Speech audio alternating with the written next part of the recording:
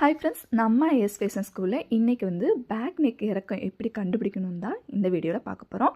அளவு ப்ளவுஸில் நம்ம அளவு கொடுத்தாங்கன்னா நம்ம என்ன பண்ணுவோம், இந்த இடத்துல இப்படி வச்சு டேப்பை வந்து கிராஸாக மடக்கியோ இல்லைன்னா கை வச்சோ நம்ம பேக் நெக் இறக்கம் கண்டுபிடிப்போம். இது ரவுண்டு நெக்கு வி நெக்னா ஓகே. இதே நெக்கு பேட்டர்ன்ஸ் போட்டிருந்தாங்க அப்படின்னா நமக்கு பர்ஃபெக்டாக கண்டுபிடிக்க தெரியாது. அப்போ எப்படி கண்டுபிடிக்கணும்னு பார்த்தீங்க அப்படின்னா, கீழே இந்த பீஸில் நெக்குக்கு கீழேயும் ஃபுல் லென்த்து எவ்வளோ வருதுன்னு பார்த்துக்கோங்க. ஓகேங்களா? அதே மாதிரி ப்ளவுஸோட ஃபுல் லென்த்து. ஓகேங்களா? இப்போ ப்ளவுஸோட ஃபுல் லென்த்துன்னு பார்த்தீங்க அப்படின்னா இந்த மாதிரி ஸ்கேலை வச்சுட்டு, ஓகேவா, ஸ்ட்ரெயிட்டாக வச்சுக்கோங்க. ஸ்கேலு வச்சு ஃபுல் லென்த் எவ்வளோ இருக்குங்கிறது பார்த்துக்கோங்க. ஓகேங்களா? இப்போ இந்த ஃபுல் லென்த்துலேருந்து ஓகேங்களா, இப்போ எனக்கு ஃபுல் லென்த்து 13.25 இருக்குது.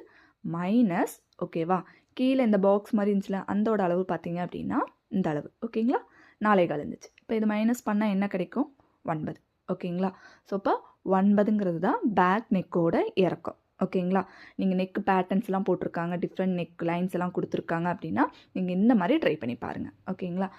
என்ன ஃபுல் உயரம் வருதோ அதுலேருந்து அந்த கேப் அளவு மைனஸ் பண்ணிட்டீங்கன்னா போதும், உங்களோட பேக் நெக் இறக்கம் கிடச்சிரும். ஓகேங்களா?